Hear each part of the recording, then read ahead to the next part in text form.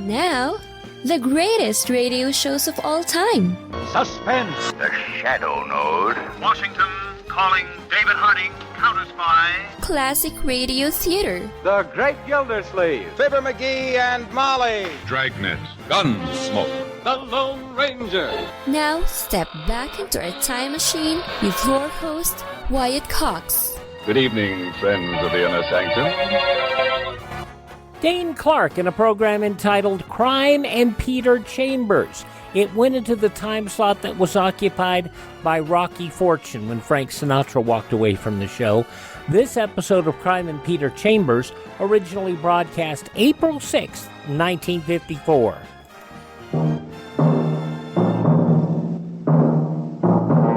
Crime and Peter Chambers. Created by Henry Kane, transcribed and starring Dane Clark.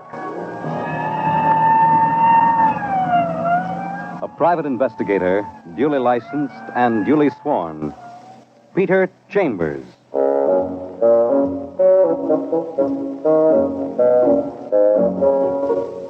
You're a private eye. That's your business. Anything else? That's for laughs. You've got a slant of sun coming in the office window, your feet are on the desk, and you're relaxed. Business is lousy, but you've got no kicks. You're young, you're strong, you've got a few bucks in the bank. And it's a beautiful day. You, Peter Chambers? All of me, lady. Beautiful day, isn't it? Not for you. Not for long, anyway. She's a cute little trick, but nervous as a puppy with fleas. She's wearing a tan suit, molded to her figure, and properly protruding. The rest is in perfect taste. Black nylons, black shoes, black blouse, and black gloves. So she spoils it. She dips into her bag, and what she produces doesn't quite go with the ensemble. Because now she's wearing a pearl-handled gun in her right fist. Looks like a .38, and it's pointing directly at you. So you scrape back out of your chair, and you go to her. Stand back. Stand back, I tell you. Honey, you're not even holding the gun right. I know what I'm doing. Keep away from me. You're shaking like you're practicing to be a cooch dancer. Now relax, little lady. Keep away, please, please. Okay, now. I've got the gun, and you're still shaking. Now sit down, lady. What's your name? Elsa Corey. What do you do? Do? For a living. A gun moll, you ain't. I'm an actress. Working? Yes. Well, come on, sister. This is like pulling teeth. Let's have it all in one lump. I have the second lead in The Lady Dances. It's in rehearsal. It's my first real job. It's produced by Jack Burke. He hired me. Anything else? Where do you live? 1013 East 39th Street, 2B. Oh, please. Please don't point that gun at me. It's your gun, remember? Okay. I drop it in my jacket pocket like so. See? No more gun. Now, what's this jiggle all about? Jiggle? Look, it's a beautiful day. I'm sitting around with my feet on the desk, dreaming my own personal little dream. So a dame drops in, wriggling around a Roscoe, and the Roscoe is blinking its eye at me, so I got a right to ask. What's it all about? Well, I can't... I Oh, that's coherent. Now, let's do it incoherent this time. I came here to kill you. Hmm? Why? I was sent. By whom? Bruce Burke. Bruce Burke, huh? Well, it's all in the family. Jack Burke, Bruce Burke, two lonely brothers. Well, I never met your producer, but Bruce. Brucey, boy, I know. I'm sorry. I'm dreadfully sorry. Believe me, I don't think I could have. I couldn't. I know I couldn't. All right, Elsa. Elsa Corey, simmer down. Just make yourself at home. I'll be back. Where are you going? To pay a call on Brucey, boy. Maybe he can fill me in where you can't. Now, don't go away, baby. Papa will be back.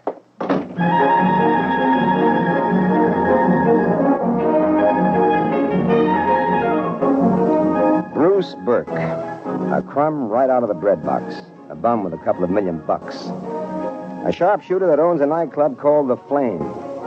You put the light out on The Flame about a year ago, hooked him for watering his stock. So, it's a beautiful day, only for you, suddenly, it's beginning to shape up cloudy. You get to his Park Avenue address, stick your finger on the buzzer.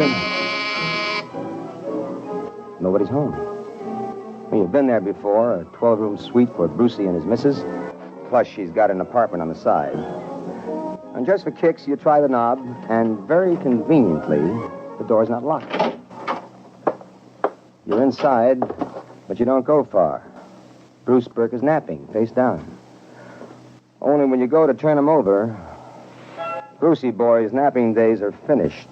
The guy's stiff as a bugle, 2 bullet holes in his face, and his rigid leer is like a spiteful grin. And suddenly you feel it. Call it extrasensory perception. You know you've been yanked into a deal that you ought to get out of. Fast. You do a beeline for the door, you pull it open, and you're face to face with Detective Lieutenant Louis Parker, New York City Police, homicide. Hi, Pete. Fancy, as they say, meeting you here. Hi, Lieutenant. Same fancy goes for me. What brings you? Jingle on the phone, what they call anonymous. Oh, I see. Well, come in. Thanks for the welcome, Shamus. Hey, what do we got here? Corpse. Body used to belong to Bruce Burke. Plus What, kid? Plus, I've got a hunch, a little frame job with me in the middle. Yeah, take a look at this. A little encumbrance I'm carrying in my pocket. I handle it, you notice, by the muzzle. Pearl handle 38 revolver. Okay, what's scoop? Break it, Lieutenant. I've a vague notion you're going to find 2 shells discharged. I also have a notion that ballistics will show that the 2 bullets in this monkey came out of the gun you're holding.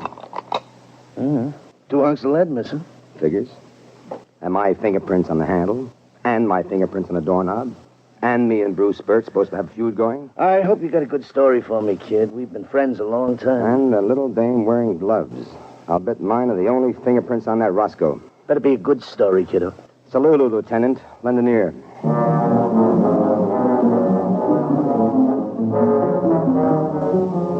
You tell him the tale and he listens. Louie's an old friend. You've worked together for years. He promises a thorough check on the situation, and you promise to be down to see him to check the check. You leave him the pearl-handled pistol, and you leg her to the next spot that might furnish a little information. The lady dances is rehearsing at the Ascot on 48th off Broadway. Backstage, there's one solitary guy working a song on a piano. Well, what do you want, Bub? Looking for Jack Burke. I'm Jack Burke. Stands up from the piano, very fashionable type. White hair, slender figure, $200 suit. Well, what is it, young man? What do you want here? Oh, I thought there was a rehearsal going on. It's off for a while. Oh, may I ask? No, you may not ask. What do you want here? Oh, name's Peter Chambers. I'm a private detective. I'd like to inquire about a young lady, Miss Elsa Corey. I'm not messing into the affairs of every private shummus that comes barging backstage for some cockeyed reason of his own. Look, Mr. Burke, if I you haven't got the time. Now, just one little minute, Mr. Burke. Oh, like that, is it? You want to play tough boy, huh? Willie!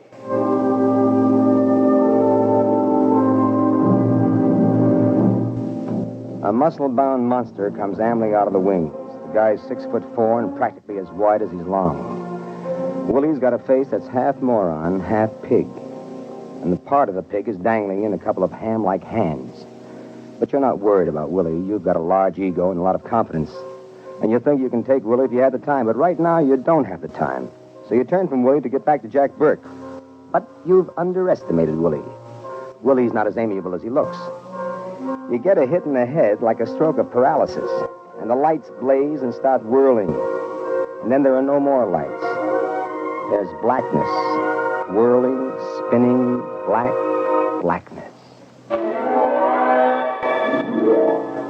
You open your eyes and you're sitting on a sidewalk, sprawled like a drunk that forgot how to stop. You're backed against the stage door, but it's locked. You've got a bill to collect with a joker named Willie and a larger bill with his boss, Jack Burke, but you can't. Now. Thoughts joggle in your mind, and then you know where you're going. Loretta Burke is the wife of Bruce Burke, and she's got a lush little cave of her own on Central Park South. You head for it thinking about her. Loretta Burke, who managed a nightclub called The Flame. You head for her diggings, and then you're there. Hello, Mr. Chambers. What do I owe the pleasure? A lush blonde, 30 years younger than Bruce. A page boy blonde with shining hair and shining green eyes. And a figure that brings it to a full stop. Loretta Burke in silver lounging pajamas. Always nice to see you, Mr. Chambers. May I offer a drink? You may. I can use it. Here you are, Mr. Chambers. Thank you. Well, you're not yourself today, are you? Gulping your drink. Well, for a very recent widow, Mrs. Burke, you're certainly bearing up staunchly. I didn't know that you knew. Well, let's do a reverse on that, sweetie. I didn't know for sure that you knew. Look, tough boy, I don't believe in mourning. I don't wear my heart on my sleeve. No, what do you wear it? Inside, where it belongs. I'm a gal with a lousy reputation, but in my own peculiar way, I loved him. Maybe you did in your own peculiar way. Well, let's put it this way.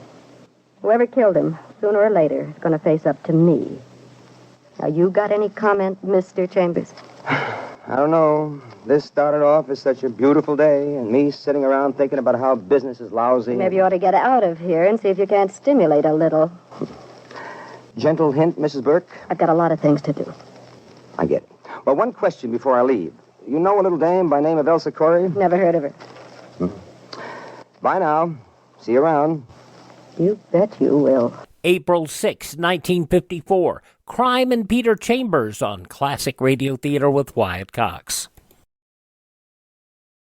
Now on Classic Radio Theater with Wyatt Cox, more of Dane Clark, Crime and Peter Chambers, April 6, 1954.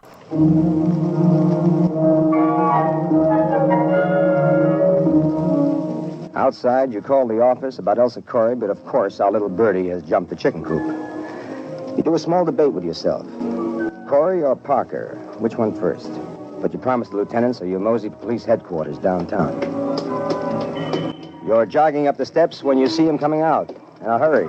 Well, the private eye, or is it the public enemy? You coming to give yourself up?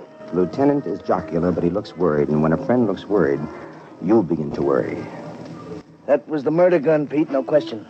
I'm working it slow, working the angles first, because you're involved. But that little Elsa Corey better be around to back up your story. Oh, what else is new, Lieutenant? Jack Burke's been scouting for dough for his show. He needs money. Bruce's wife, that doll, always needed dough. Well, they're both falling into it. How? Bruce Burke's will.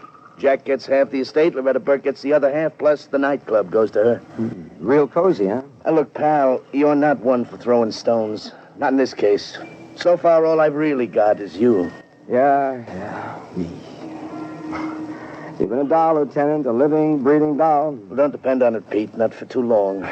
I know you, but as a DA, he's beginning to champ at the bit, so let me go to work now, huh? Where are you heading for? Date with Jack Burke. Jack Burke, where? Casa Moretti, upstairs, private room, number 4. Look, Louie, one more favor. Give me a 10-minute head start, huh? Head start with whom? Jack Burke. I've got a bill to collect, and it's overdue. 10 minutes, Lieutenant? Oh, please, Louie. Okay, but I hope you know what you're doing. Oh, I hope so, too.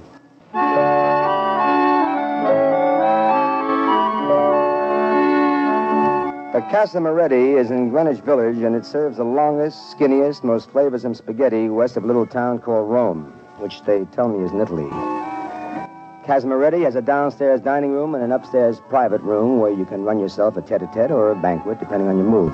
Your mood right now is for a little private chatter, and you rub your knuckles against a door marked 4. What? You again? Now, look here. First, you clip him because you owe it to him. No. Then you close the door. Then you drag him into the room. And you give him a quick frisk, but there isn't a thing on him that's incriminating. So now you pick him up and deposit him in a chair. And you slap him back to consciousness. What? Live it up, Mr. Burke. Come on, listen to the birdie sing. I'm listening. And you're no birdie. What do you want? A bit of polite conversation, nothing more. Well, what do you want? Johnny One Note, that's me. Little lady by name Elsa Corey. Know her? Yes, she's the second lead in the show we're rehearsing. Know her any, better than that? She's an actress in my show, period. Have it your way.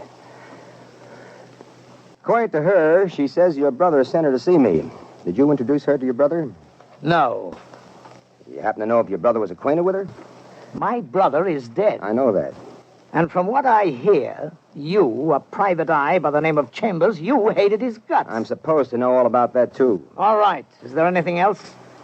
No. I told you all I wanted was a bit of polite conversation. Well, then get out of here. Say it nice. Will you please leave, Mr. Chambers? Oh, a pleasure, Mr. Burke. A pleasure indeed.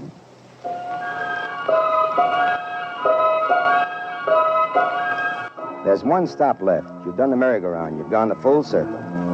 Elsa Corey said 1013 East 39th Street. Turns out to be a tinderbox. Ramshackle is an ancient barn on a prairie. Young actresses don't have it too easy, and then there's a problem. You climb up to 2B and you knock on a door that's thinner than Melba toast and has about as much resistance. Nobody answers. You turn to leave, and all of a sudden, a hunch comes up and clobbers you. You shove a shoulder at the rattletrap door and you lean hard. You're inside now. Little room with the barest of trimmings. And your hunch is paid off because you're not alone. Elsa Corey sits in a chair and looks at you, but her eyes aren't blinking. Elsa Corey. Her face mottled and blue bruises on her throat. Elsa Corey strangled to death.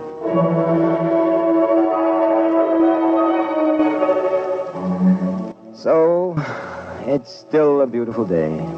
Only it's not day anymore. It's nighttime. You've gone home and you've put in a little afternoon sleeping, but it hasn't helped. You're way down deep in a jam and you feel it beginning to close in. How goes it, Pete, boy? Pretty bad. Yeah, bad. Detective Lieutenant Louis Parker, a nice guy and a good friend, but the expression on his face is that of a pallbearer with rheumatism doing his job on a rainy day. Ain't good, pal. Stinks, in fact. Yep. Elsa Corey, she's dead. Yeah. We got another one of them phone calls. Anonymous. I can clear that for you.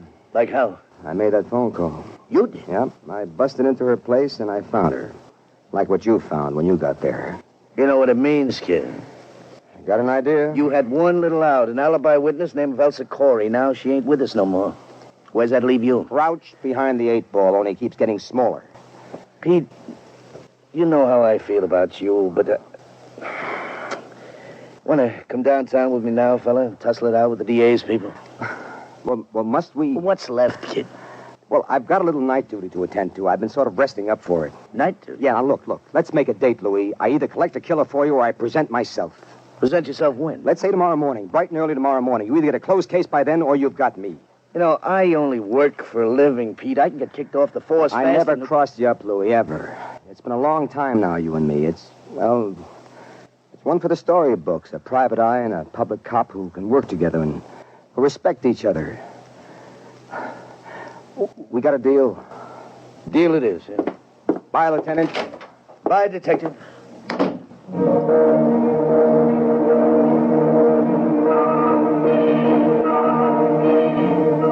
The Flame is a nightclub on the outskirts of town, and that's your next stop. And the last stop, you figure, one way or another. You get the car out of the garage, you drive up and park in their parking lot. The club is a distance off, and you crunch through gravel on your way. You see a uniformed cop a distance off, but you don't see what's right close near you. Easy does it, mister. Well, if it ain't little Willie. That's me, pal. Willie's loaded with artillery and is jammed to your ribs. Back up to that shed, mister. Double time we do it. But you're not having any. You're not turning your back on Willie. You did that once, and once is enough. So the left comes down on the gun, and the right goes to the chin. And down goes Willie with me on top of him. The gun gets kicked out of the way, and Willie absorbs a few additional raps, and then my hands are around his throat. You're choking me. That's the general idea, Willie. Let up, mister. Let up. New position, Willie. Now I'm sitting across you like you're a hassock, and my fingers are still around that bull neck of yours. And you're a little weaker, Willie. You're quite a little weaker. Talk, Willie. What do you want to know? Why did you conk me backstage at the Ascot? I got the signal from Jack. You work for him? Yeah. Okay, I think we're in rhythm now. Why did you cloak Bruce Burke? I didn't. Oh, you need a little more pressure on your throat. Is that it? No, I had nothing to do with Bruce. Okay. Elsa Corey. Talk it up good now, Willie. Well, okay. I went there. 39th Street. Jack sent me. I did a job on her like Jack told me to do.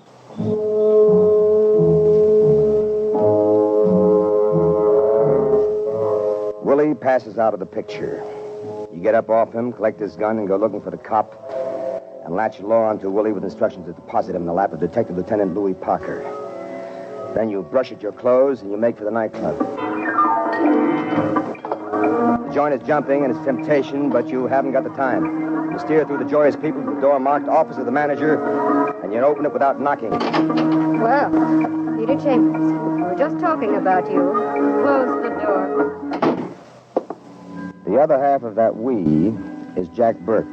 He's in a tuxedo. And Loretta is in a red off-the-shoulder job that almost gets your mind off your work.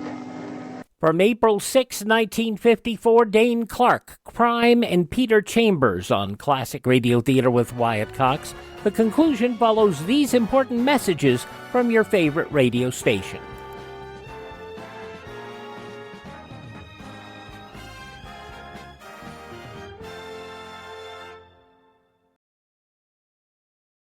Just when you thought it couldn't get any better, Mike Lindell and MyPillow launching the MyPillow 2.0.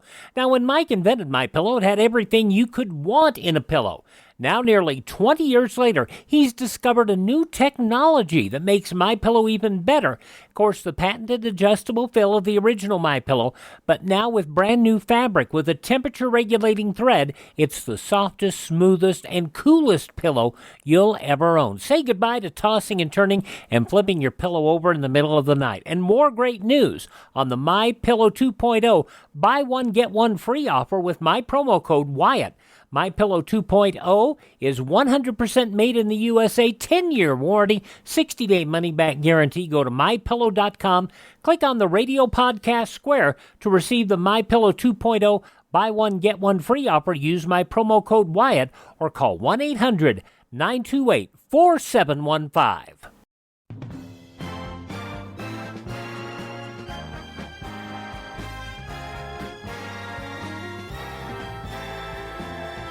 Thanks for tuning in to Classic Radio Theater with Wyatt Cox. Now the conclusion of Crime and Peter Chambers, April 6, 1954.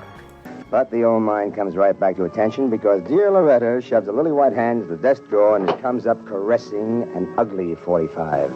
Sit down, Mr. Chambers. Oh, thanks. I'll stand. Jack and I have been chatting about you. In what connection? In connection with the death of my husband.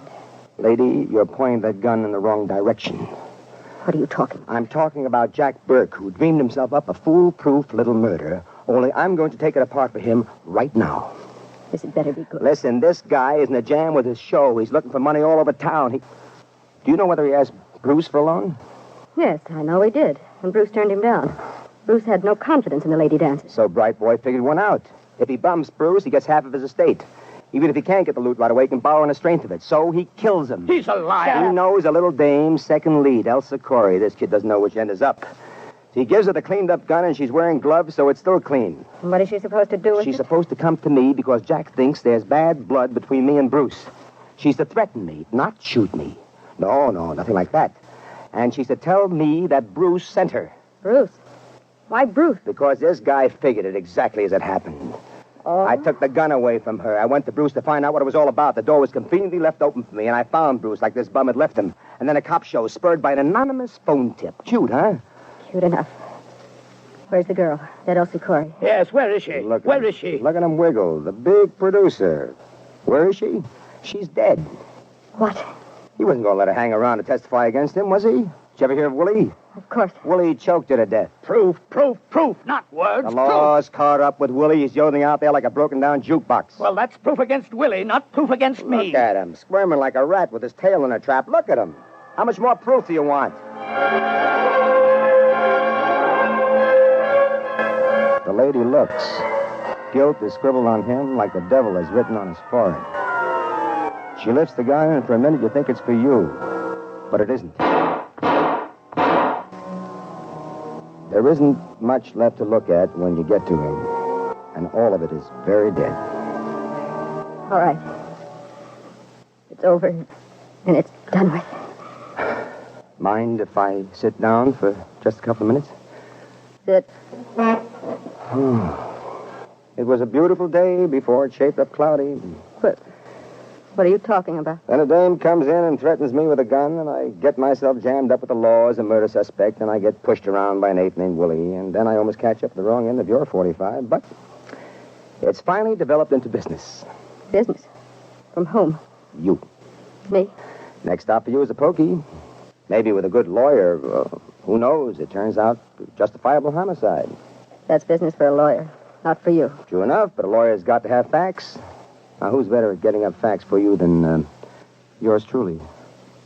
I'm beginning to see what you mean. How much? Well, for a lady who's coming into $1 million plus a swanky nightclub, how's $5,000? You've talked yourself into a client, Mr. Chambers. You're hired. Thank you, ma'am. Thanks a bunch.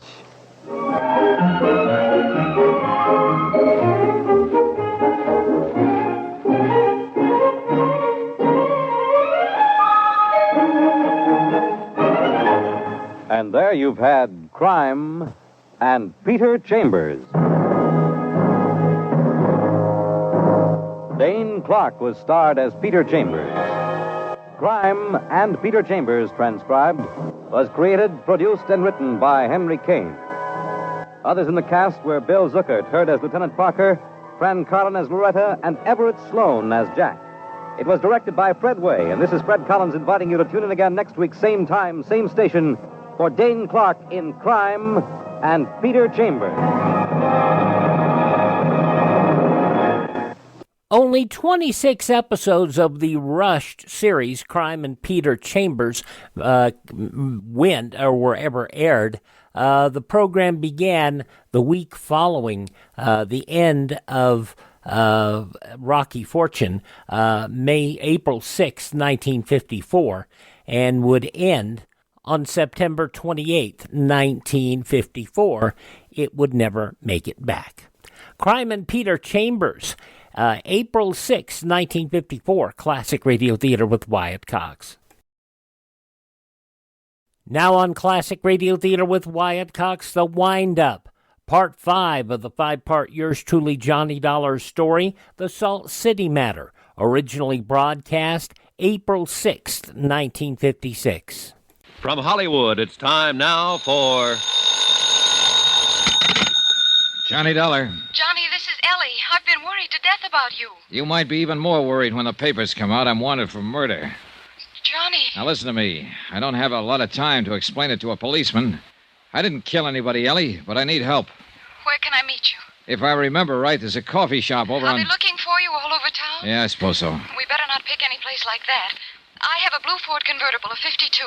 You know where Fisherman's Wharf is? Yeah? Go there. Watch for me.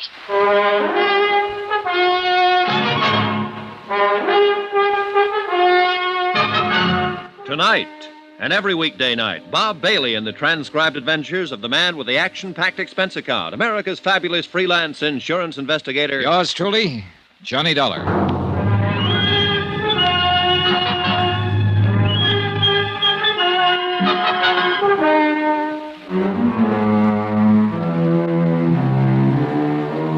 Expense account submitted by Special Investigator Johnny Dollar to Samuel Rubin and Associates, Insurance Brokers, Majestic Building, Hartford, Connecticut. The following is an accounting of expenditures during my investigation of the Salt City matter. Expense account item 19, 25 cents, car fare to Fisherman's Wharf. Standing there in the light rain, it occurred to me that 48 hours had gone by since I'd last closed my eyes. I might have been reeling a little when Eleanor Strouber showed up.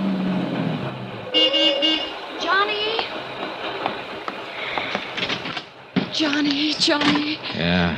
Johnny. Same old sport. What have they done to you? Oh, easy, kid, easy. Hey, look, maybe we better get out of here. Yes. This way, all right? Fine. Johnny, what can I do to help? Didn't I tell you on the phone I was wanted for murder? Yes. Aren't you going to ask me about that? You'll tell me if you want to, Johnny. Oh, I'm going to tell you, all right. And I want you to go to Inspector Dan Walsh at the Hall of Justice and tell him. Go on. Well, some of it you know, some of it you don't know.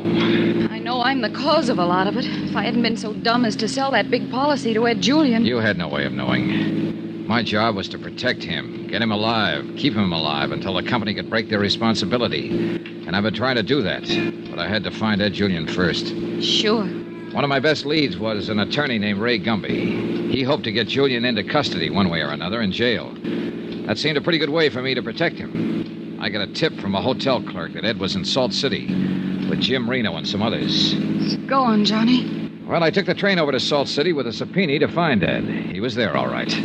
But Jim Reno found me first. He drugged my coffee, and when I went out to see Ed at the smelter works, the drug began to work. I saw Ed and Chili Winters. They were drugged, too. Reno came in a little while later and shot them with my gun. I got away from Reno. He was going to haul me down and let the Salt City police charge me with murder. I think he owns the Salt City police force, too. I managed to get back here early this morning.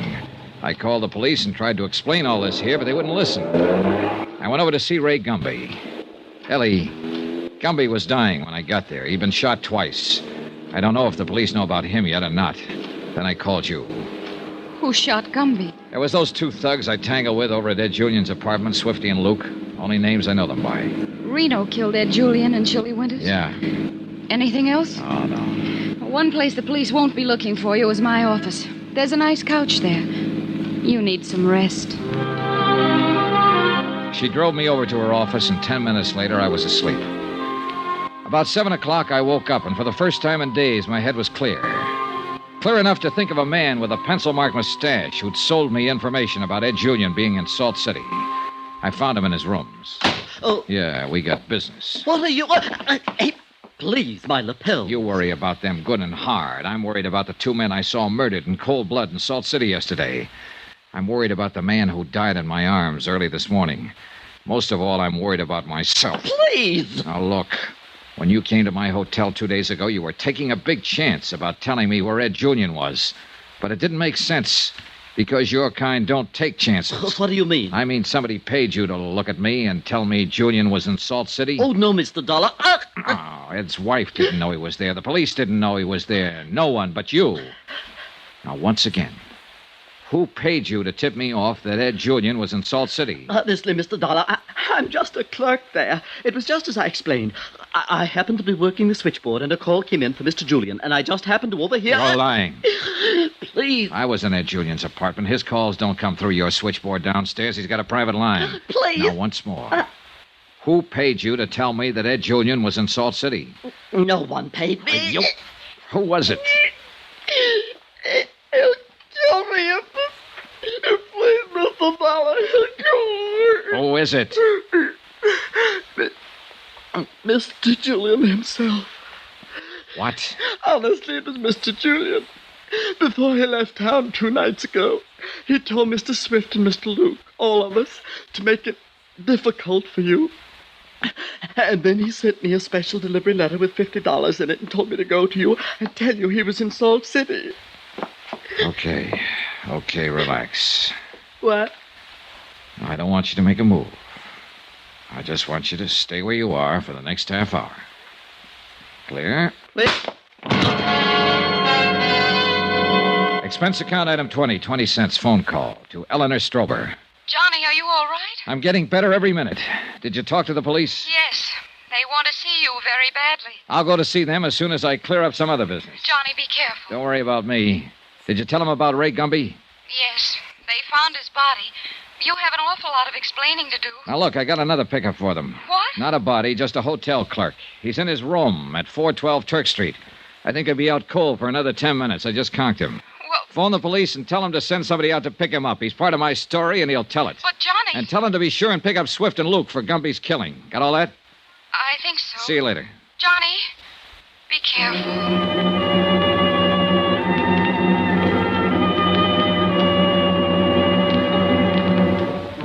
It was dark by the time I arrived at the Skyline Apartments and took the elevator to the 4th floor. The place looked quiet and deserted. It was, for the most part, except for Lorraine Julian. She looked about the same, tired, sad. Johnny Dollar. Isn't that your name? Yeah. What are you doing here? Didn't you ever expect to see me again? No. You better go. Wait. You shouldn't be in here. Ed walk in, Ed isn't going to walk in, Mrs. Julian. What do you mean? I dropped by to tell you you've been double-crossed. Where's Ed? Chili Winters was gunned in Salt City. Ed Julian was shot to death, too. You're lying. I saw it happen, Mrs. Julian. Oh, this is some kind of a trick. It isn't so, not Ed. You haven't seen the papers or listened to the radio, then. They all have the story by now. It is true. Yeah, all of it. Ed told you to keep me guessing when I came around looking for him, right? Yeah, sure. Maybe you didn't know, but you were helping Jim Reno put the finger on him. I don't believe you. Ed can't be dead. Maybe they can Chili Winters then, huh? It was Chili they wanted out of the way. They wanted Chili out of the way. Uh-huh. Well, Chili and Ed are out of the way now, and Jim Reno's in command. What a fool. What a fool I've been. I'd have done anything for him. He asked me to get you to go over to Salt City. I loved him. There's no way to bring him back, Lorraine. But you can help me get Jim Reno. How? Will you sign a statement? Anything. Get some paper.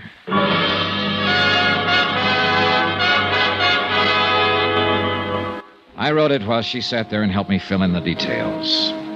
How Ed Julian and Jim Reno planned to get rid of Chili Winters. How Ed Julian took Chili over to Salt City with him. How before he left he knew that Ray Gumby had a subpoena out for him and that I, if tipped off, would eventually wind up in Salt City and be a patsy for the killing of Chili Winters. Only Jim Reno decided he'd be better off if Ed and Chili were both out of the way. Do you think this'll do any good? Can we get Reno for killing Ed? In a Salt City court, no. But it stands a good chance in this town. How about Gumby? Luke. And Swift. I know. Why? Mr. Gumby knew all about the enterprises. If there'd been any kind of investigation... So they just put him out of the way, huh? Yeah. Nice people. That's one trouble. You never usually ask about the people you fall in love with. You just go ahead and do it. We better find a notary public. I have to turn myself into the police. A lot of things have to be explained to them. I think you better get over to Salt City and explain some things there, Donna. Mr. Reno. Yeah. Hello, Lorraine. How's tricks? You killed Ed. Didn't this insurance man tell you that he shot him? Huh? Well, don't you worry. You got $50,000 coming to you now. You want to thank him. $50,000 is a lot of money. You... Easy, sugar. I'm liable to blow your head off. You killed Ed. Well, I did it for this fella. I do, kid. Only room for one guy in our business, and that's me. And I figured you'd be here, Dollar. You're a tough man. Come on. You and me, we're going back to Salt City. The police say I want to talk to you. I'm still your patsy, huh? You're still it, brother. They want you as bad as ever where I run things. Don't. This thing might go off. Don't move, Lorraine. Is he dead? No, lie still. I'll call a doctor. Once you said I looked like a nice girl. Tell me that again. Oh, please. Tell me. Yeah. A nice girl.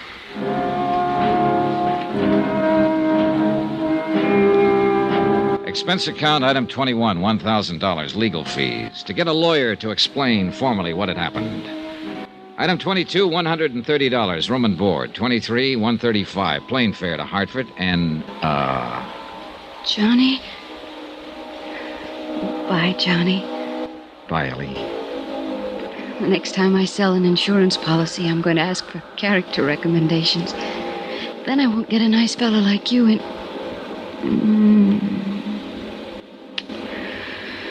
Johnny, will you be back? Well, I'll have to appear as witness against Jim Reno when his case comes up.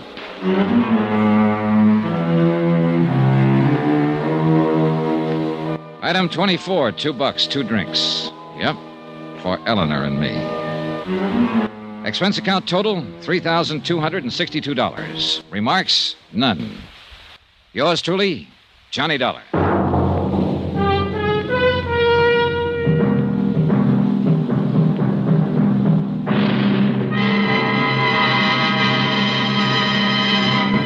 Remember, there'll be another exciting story of yours truly, Johnny Dollar, beginning next Monday night. Next week, proof that a dog's life sometimes isn't so bad.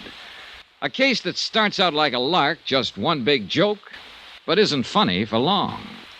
Join us, won't you? Yours truly, Johnny Dollar.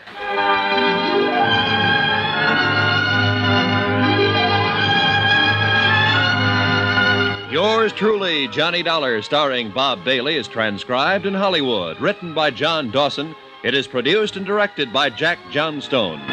Heard in this week's cast were Barbara Fuller, Gene Tatum, Barbara Eiler, Lawrence Dobkin, Dick Ryan, Jack Edwards, Barney Phillips, Junius Matthews, and Tony Barrett. Musical supervision by Amerigo Marino. Be sure to join us on Monday night, same time and station, for another exciting story of yours truly, Johnny Dollar. Roy Rowan speaking. A rough and tumble, yours truly, Johnny Dollar series, I should say, the Salt City Matter 5-part episode. This episode was from April 6th, 1956. And that, my friends, was awful. I mean, not awful as in bad, awful as in oy vey. Yeah. Let's see. April 6, 1956, yours truly, Johnny Dollar, Classic Radio Theater with Wyatt Cox. Thanks again to Ted, RadioMemories.com, for supplying us this week's episodes of Johnny Dollar. And you can always get in touch with Ted. He's got shows on cassette, CD, flash drive for your computer. Contact Ted, RadioMemories.com, RadioMemories.com. All right, thank this station, support their advertisers. It's their kindness and courtesy that allow us to be with you each and every time we roll around here on your favorite station. Miss a day, you don't have to miss a single show. All of our shows are available on demand. ClassicRadio.stream. That's ClassicRadio.stream. Stream our shows, learn about building a classic radio collection of your own. You can contact me, find our social media links, and you can find lists of podcast sites where our shows are available. You can also buy me a coffee. That buy me a coffee money helps us keep our distribution channels up and running and helps us acquire additional classic radio theater collections to bring to you here. ClassicRadio.stream. Thanks for tuning in. Tell all of your friends the greatest radio shows of all time are right here at this spot on the dial. Classic Radio Theater with Wyatt Cox on your favorite radio station.